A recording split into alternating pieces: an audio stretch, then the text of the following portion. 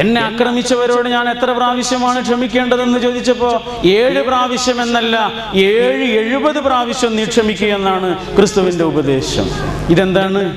മനുഷ്യനെ തമ്മിൽ ഒന്നിപ്പിക്കുകയാണ്. 2 കിളികൾ ഒന്നിച്ച്, ഇണപ്രാവുകൾ പരസ്പരം ഭക്ഷണം വായിലേക്ക് കൈമാറിക്കൊണ്ടിരിക്കുന്ന സമയത്ത് ഒരു കാട്ടാളനായ മനുഷ്യൻ ആ ക്രൗഞ്ചപക്ഷികൾക്ക് നേരെ അമ്പയ്യുവാൻ ഒരുങ്ങി നിൽക്കുമ്പോഴാണ് മഹാനായ വാൽമീകിയുടെ കാവ്യം ആരംഭിക്കുന്നത്. രാമന്റെ അയണം, രാമായണം, രാമന്റെ കഥ എന്ന് നമ്മൾ പറയുന്ന കാവ്യം ആരംഭിക്കുന്നത് ആ സന്ദർഭത്തിൽ വെച്ചാണ്. മാനിഷാദ പ്രതിഷ്ഠാം ത്വം മഗമശാശ്വതി സമ യത് ക്രൗഞ്ച മിഥുനാതി ഏകം അവധി കാമ മോഹിതം. അരുതെന്ന് പറയുന്നത് ഒരു മനുഷ്യന് നേരെ അമ്പയ്യുവാൻ ഒരുങ്ങിയപ്പോഴല്ല, ഒരു ചെറിയ കിളിയെപ്പോലും നീ കൊല്ലല്ലേ എന്ന് പറഞ്ഞ ഒരു മതത്തിന്റെ അനുയായികൾക്ക് മനുഷ്യന്റെ നേരെ കത്തി വാങ്ങാൻ കഴിയില്ലല്ലോ. അപ്പം മതത്തിന്റെ അനുയായികളെ ആയിട്ടല്ല നമ്മൾ ഇവരെ കാണുന്നത്. ഇവർ കുറച്ച് ഭ്രാന്തിന്റെ അനുയായികളാണ്. ഞാൻ സൂചിപ്പിച്ചത്, നമ്മളെ പരസ്പരം അകറ്റാൻ ഇവിടെ ഒരുപാട് സാധ്യതകളുണ്ട്. പരസ്പരം ഒന്നിപ്പിക്കാനുള്ള സാധ്യതകളാണ് കുറവ്. നമ്മളെ പരസ്പരം ഒന്നിപ്പിക്കുന്ന വാക്കുകൾ കുറവാണ്. നമ്മളെ പരസ്പരം ഒന്നിപ്പിക്കുന്ന സന്ദർഭങ്ങൾ കുറവാണ്. നമ്മളെ പരസ്പരം ചേർത്ത് കെട്ടുന്ന സാധ്യതകളും കുറവാണ്. അവിടെയാണ് ഖുർആനിൻ്റെ ആ വചനം ഒന്നുകൂടി നമ്മുടെ ഓർമ്മയിലേക്ക് പതിയേണ്ടത്. ഒരൊറ്റ അച്ഛൻ്റെയും ഒരൊറ്റ അമ്മയുടെയും മക്കൾ എന്ന് പറഞ്ഞാൽ, എനിക്കൊരു പൊക്കിളുണ്ട് എന്ന് പറഞ്ഞാൽ എനിക്കൊരു അമ്മ ഉണ്ട് എന്നാണല്ലോ അതിൻ്റെ അർത്ഥം, അല്ലേ? അതെന്ന് പറഞ്ഞാൽ എൻ്റെ അമ്മക്കൊരു പൊക്കിളുണ്ട് എന്ന് പറഞ്ഞാൽ എൻ്റെ അമ്മക്ക് വേറൊരു അമ്മ ഉണ്ട്. എൻ്റെ അമ്മമ്മക്കൊരു പൊക്കിളുണ്ടെന്ന് പറഞ്ഞാൽ അവർക്കൊരു അമ്മ ഉണ്ട്. അത് അവസാനം ചെന്നെത്തുന്നത് ഡാർവിനിന്റെ കുരങ്ങിലേക്കല്ല, മറ്റൊരമ്മയിലേക്കാണ്. ഈ പൊക്കിൾ കൊടിയുണ്ടല്ലോ, എത്ര വലിയ ശസ്ത്രക്രിയകൾ കൊണ്ട് മായ്ക്കാൻ കഴിയാത്ത ഒരു അടയാളം. ആ അടയാളമാണ് നമ്മളെ തമ്മിൽ ഒന്നിപ്പിക്കുന്നത്. ഞാൻ ഏതൊരു ഉമ്മയുടെ പൊക്കിൾ കൊടിയിൽ നിന്നാണോ പറന്നു വീണത്, അതേ പൊക്കിൾ കൊടിയിൽ നിന്നാണ് എൻ്റെ അയൽപ്പക്കത്ത് താമസിക്കുന്ന സുരേഷിൻ്റെയും ജോസഫിൻ്റെയും ഒക്കെ ജന്മം എന്നാണ് പറഞ്ഞതിൻ്റെ അർത്ഥം. ഒരൊറ്റ അച്ഛൻ്റെയും അമ്മയുടെയും മക്കളാണ് നിങ്ങളെന്ന് പറഞ്ഞാൽ ഒരൊറ്റ ഗർഭപാത്രത്തിൽ നിന്ന് പൊട്ടി വീണ മക്കളാണ് നിങ്ങൾ. ഉടപ്പറപ്പുകളാണ് നിങ്ങളെന്നാണ് നമ്മൾ പറയുമല്ലോ. മലപ്പുറത്ത് പറയാറുള്ള ഉടപ്പറപ്പ് എന്നാണ്. എങ്ങനെ? ഉടപ്പിറപ്പ്. ഒരൊറ്റ ഉടലിൽ നിന്ന് പൊട്ടി വീണ ഉടപ്പിറപ്പുകളാണ് എന്ന്. അത്രയും വലിയൊരു ആത്മബന്ധത്തിലേക്ക് കൊണ്ടുവരികയാണ്. എന്ന് പറഞ്ഞാൽ മതം എന്നതിന് ഒരൊറ്റ അക്ഷരം മാറിക്കഴിഞ്ഞാൽ അതിൻ്റെ അർത്ഥം മാറിപ്പോയി. ആ താ മാറിയിട്ട് അവിടെ ദ വന്നു കഴിഞ്ഞാൽ അത് മതം ആയി, മതം പൊട്ടലായി. അങ്ങനെ മതം പൊട്ടലായി മാറിയ ഒരു ചുറ്റുപാടിലാണ് നമ്മൾ ജീവിക്കുന്നത്. അവിടെ അങ്ങേയറ്റത്തെ സൂക്ഷ്മതാബോധം നമ്മുടെ മനസ്സിലുണ്ടാകേണ്ടതെന്ന്. മതങ്ങൾക്കൊക്കെ മൗലികമായി നമ്മളോട് കൈമാറാനുള്ളൊരു വലിയ സന്ദേശമുണ്ട്. ഏത് മതമായിരുന്നാലും മൗലികമായൊരു സന്ദേശമുണ്ട്. ആ മൗലികമായ സന്ദേശം ഈ പറഞ്ഞതുപോലെ നമ്മളെ ഒന്നിപ്പിക്കുന്നതാണ്. അതെങ്ങനെയാണ്? വിശുദ്ധ ഖുർആൻ പറഞ്ഞു, എല്ലാ ആളുകളെയും നിങ്ങൾ വിളിക്കുക. വേദം നൽകപ്പെട്ടിട്ടുള്ള ആരൊക്കെയുണ്ടോ അവരെയൊക്കെ നിങ്ങൾ വിളിക്കുക. ഖുൽ യാ അഹ്ലൽ കിതാബ് തആലൂ ഇലാ കലിമത്തിൻ സവാഇൻ ബൈനനാ വബൈനകും അല്ലാ നഅ്ബുദ ഇല്ലല്ലാഹ് വലാ നുശ്രിക ബിഹി ശൈഅ. വേദം നൽകപ്പെട്ടിട്ടുള്ളത് ആർക്കൊക്കെയാണോ അവരെയൊക്കെ നീ വിളിക്കുക. എന്നിട്ട് എന്താണ് അവരോട് പറയേണ്ടത്? ആരാണ് വേദം നൽകപ്പെട്ടവർ? ക്രിസ്ത്യാനികളും ജൂതന്മാരും മാത്രമാണോ? അല്ല എന്നാണ് ഇന്ത്യയുടെ ഒന്നാമത്തെ വിദ്യാഭ്യാസ മന്ത്രിയായ, ഇന്ത്യ കണ്ടിട്ടുള്ള വിശ്രുതനായ ഖുർആൻ പണ്ഡിതനായ അബുൽ കലാം ആസാദ് എഴുതി വെച്ചിട്ടുള്ളത്. അദ്ദേഹം പറഞ്ഞു, വേദം നൽകപ്പെട്ടവരിൽ ഹിന്ദുക്കൾ പെടുന്നുണ്ട് എന്നാണ് പറഞ്ഞു. വേദം നൽകപ്പെട്ടവരായ ആളുകളിൽ ഹിന്ദു സഹോദരന്മാർ പെടുന്നുണ്ട് എന്ന് പറഞ്ഞാൽ ഈ വാക്ക് അവർക്ക് ബാധകമായി എന്നതിൻ്റെ അർത്ഥം. എന്താണ് ബാക്കി പറയണത്? ശേഷം പറയണത് എന്താണ്? നമ്മൾക്ക് എല്ലാവർക്കും യോജിപ്പുള്ളൊരു വിഷയമുണ്ട്. അതെന്താണ്? നമ്മൾക്കൊരു ദൈവമുണ്ട് എന്നുള്ളത്. കുറേ ദൈവങ്ങളല്ല, നമുക്കൊരൊറ്റ ദൈവമുണ്ട്. ആരോട് ചോദിച്ചാലും അവർ പറയും ദൈവം എത്രയാണെന്ന് ചോദിച്ചാൽ സാക്ഷാൽ ദൈവം ഒരുവനാണെന്ന് പറയും. ആ സന്ദേശത്തിലേക്കാണ് ക്ഷണിച്ചത്. എന്ന് പറഞ്ഞാൽ സാക്ഷാൽ ദൈവം ഒന്നാണ്. ത്വമേകം ശരണ്യം ത്വമേകം വരണ്യം ത്വമേകം ജഗത് കാരണം വിശ്വരൂപം ത്വമേകം ജഗത് കർത്തൃപാത്ര പ്രഹർത്ത ത്വമേകം നിശ്ചലം വരം നിർവികൽപ്പം. ത്വമേകം, ത്വമേകം, നിന്നെ മാത്രം.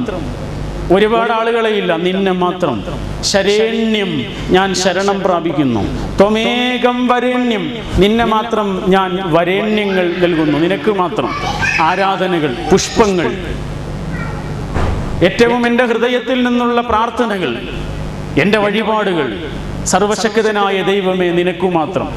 ത്വമേകം നിശ്ചലം നിർവികൽപ്പം ത്വമേകം ജഗത് കർത്തൃ പാത്രപ്രഹർത്ത, ഈ ജഗത്തിനെ മുഴുവനും പടച്ച് പരിപാലിക്കുന്നവനായ സാക്ഷാൽ ദൈവമേ എന്ന് വിളിച്ചിട്ടാണ്. എന്ന് പറഞ്ഞാൽ എന്താ? സാക്ഷാൽ ദൈവത്തിലുള്ളൊരു വിശ്വാസം. സാക്ഷാൽ ദൈവത്തെ അല്ലാതെ ആരെയും പ്രാർത്ഥിക്കരുതെന്നും പറയുന്നത് വേദം തന്നെയാണ്. അന്തം തമഹ പ്രവിസന്ധിയെ സംഭൂതി മുപാസതേ, സംഭൂതിയായ ഒന്നിനെയും ആരാധിക്കരുത്. അങ്ങനെ ആരെങ്കിലും ആരാധിച്ചാൽ അവർ വ്യക്തമായ ഇരുട്ടിലാണ് എന്നാ പറഞ്ഞു. എന്താണ് സംഭൂതി? സംഭൂതി എന്ന് പറഞ്ഞാൽ ജനിക്കുകയും മരിക്കുകയും ചെയ്യുന്നതൊക്കെ സംഭൂതിയാണ്. ഒരു ജനനവും മരണവും ഉള്ളതൊക്കെ സംഭൂതിയാണ് എന്നാണ് വേദം പറയുന്നത്.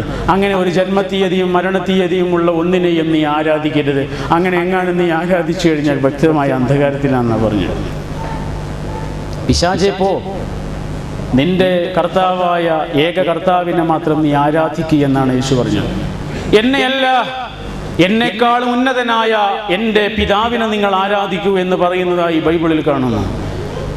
സർവ ക്രിസ്ത്യൻ ദേവാലയങ്ങളിലും ചെന്നാൽ യേശുദേവനെ കാണാറുള്ളത് മുകളിലേക്ക് കൈകൾ നീട്ടിക്കൊണ്ടാണ്.